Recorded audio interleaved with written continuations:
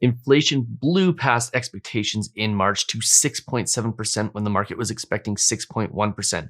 And that has Scotiabank economists calling for a 1% increase to interest rates in a single shot, which is absolutely crazy considering that just 12 to 18 months ago, Tiff Macklem was telling Canadians to expect low interest rates for a very, very, very long time. And their monetary policy report was suggesting that interest rates would remain at the levels that they were at previously until the end of 2023. Now, obviously, everything has changed, and we're going to discuss why and what that means for interest rates, what that means for you with your mortgage, and what that means just in general with respect to inflation in today's video. The definitive guide on how to manage your credit, product, penalty, price, in that order.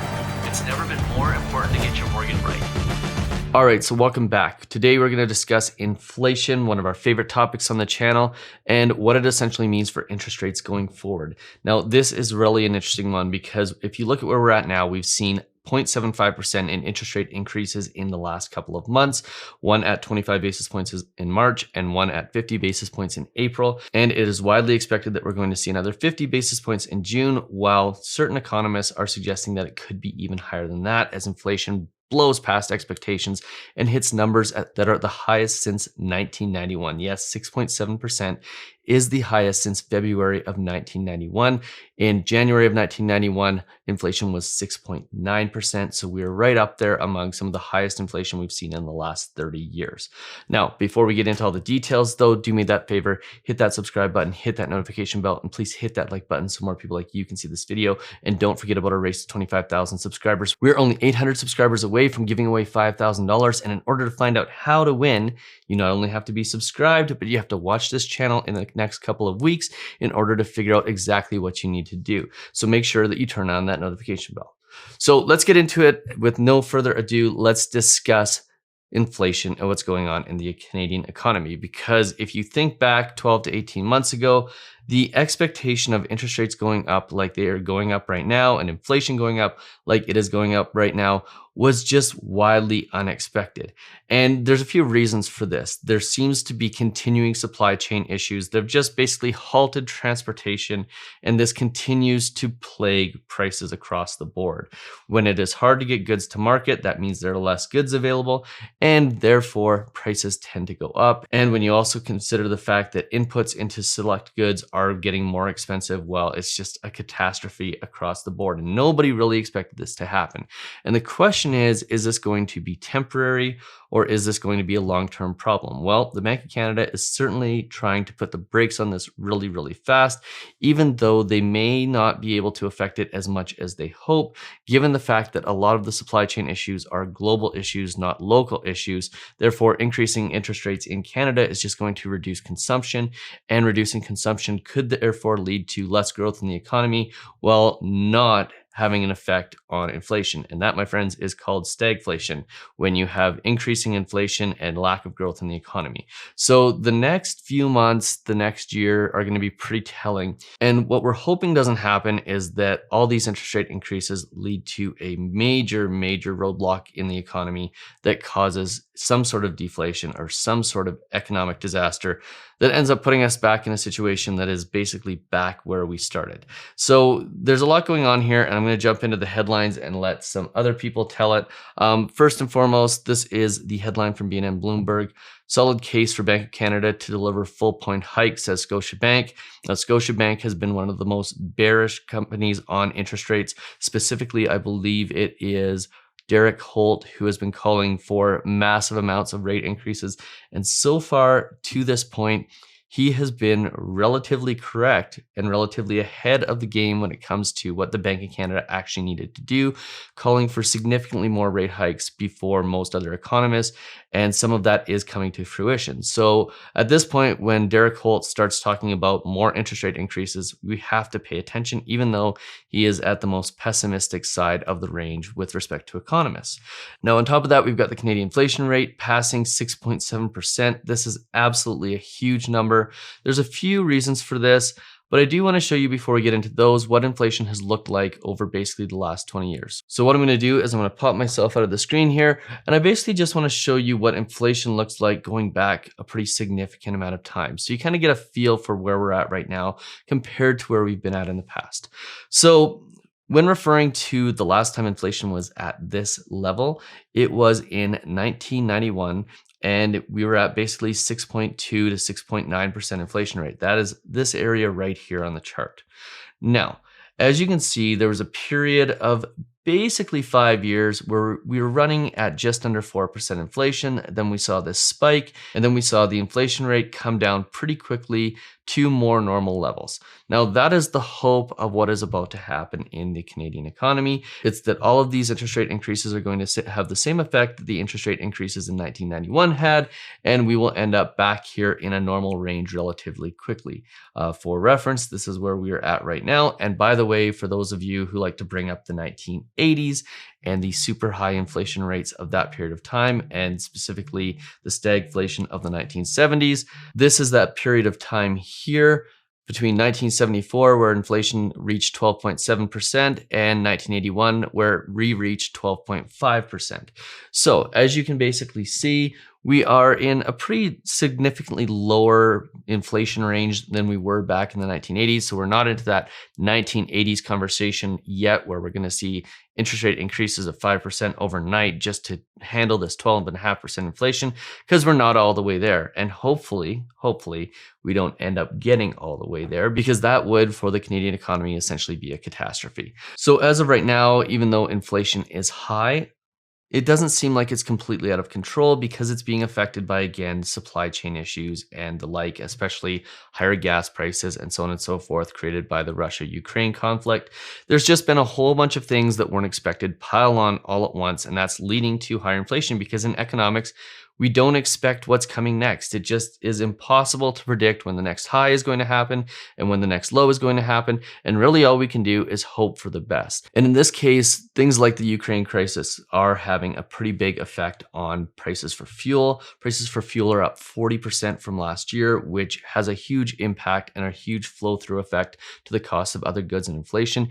If and when those prices start to come back to normal, oil prices start to come back to normal, that should provide a little bit of relief for us. On top of that, we're seeing food prices significantly higher. A lot of that has to do with transportation costs, again, related to fuel, related to oil.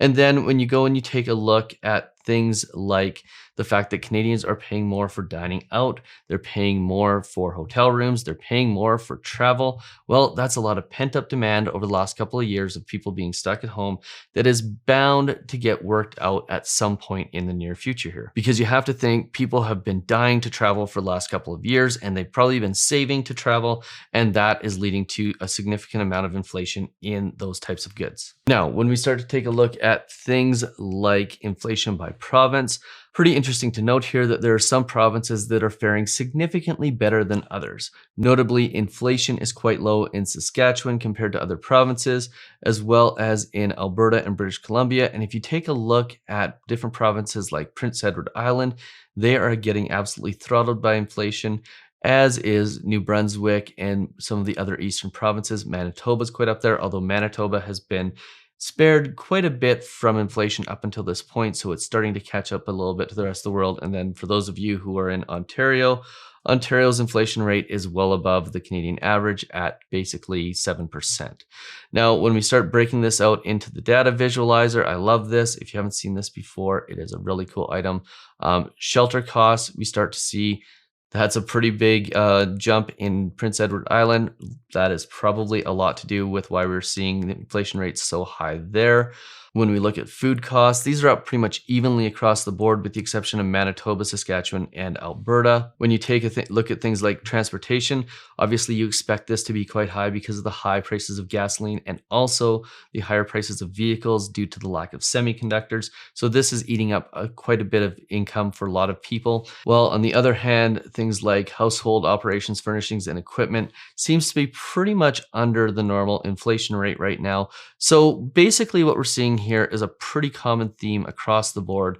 We are seeing very, very, very steep increases in shelter prices, and we're seeing very steep increases in transportation prices, which is making up a large part of that inflation equation. So Obviously, gasoline, oil will have an effect on transportation. If that starts to come back down and be more reasonable, then those inflation numbers should start to come down.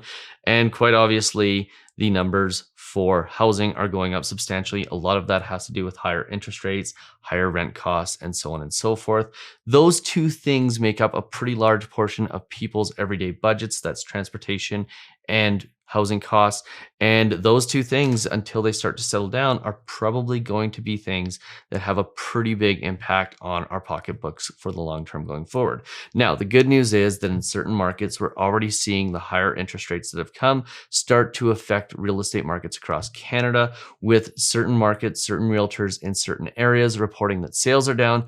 And in suburbs of some places, prices are starting to fall, which means that those numbers for shelter costs will hopefully start to come down. And if they do start to come down, that's going to help the whole inflation situation quite a bit. Now, the big variable factor here is, again, that Russia-Ukraine crisis.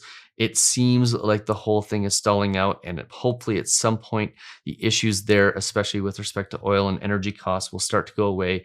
And that, hopefully combined with the normalization of transportation and supply chain issues, will help the process quite substantially. So I don't know how long it's going to be where we see the inflation numbers where they're at. I certainly hope that this situation right here, where inflation came down quite substantially in the 1990s, is more to the tune of what's going to happen than this situation where inflation went up continually to almost 12.5%.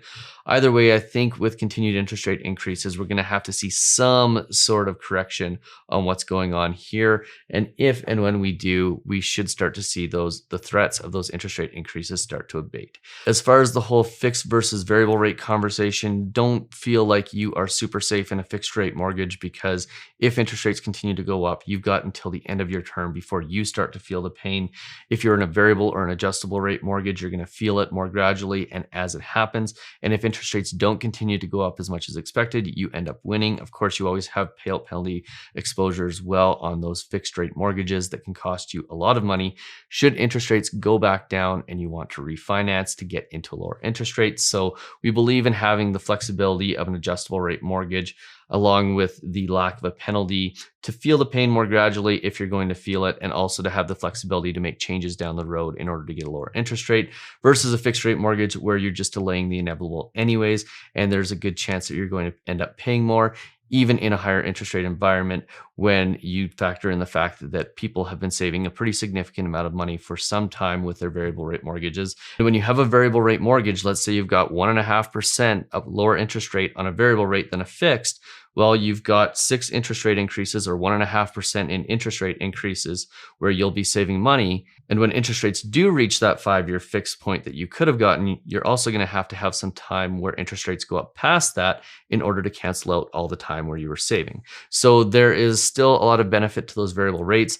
Yes, Tiff Macklem misled us. He didn't do it with any sort of intent. He honestly believed that we were going to see interest rates remain low for a long time. Supply chain issues weren't something that anybody foresaw coming. So some people who chose variable rates may end up paying a little bit more, but over time, if you look at it from a long-term perspective and you think of it as a long-term play, you're going to end up getting that money back at some point in the future anyways, if you stick to that short-term variable rate strategy versus a 5-year fixed strategy where you pay a premium not only for the mortgage upfront, but also to get out of it in a penalty down the road. So if you found this video useful, do me that favor, hit that subscribe button, hit that notification bell. Please hit that like button so more people like you can see this video. And don't forget about our race to 25,000 subscribers. We'll see you on the very next one. Cheers.